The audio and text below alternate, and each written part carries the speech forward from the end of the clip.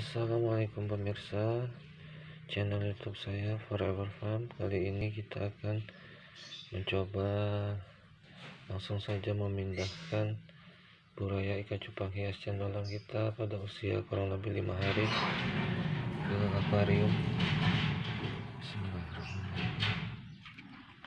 Airnya sudah kita berikan daun ketapang dan garam ikan secukupnya. Oke, bismillahirrahmanirrahim.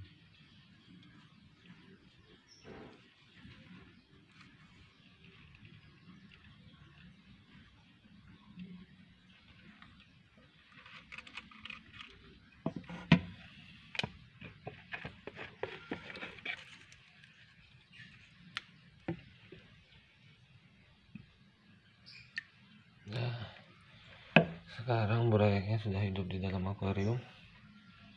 Semoga bisa tumbuh besar menjadi ikan cupang hias cendolan kita yang cantik-cantik. Oke, semoga berhasil kali ini.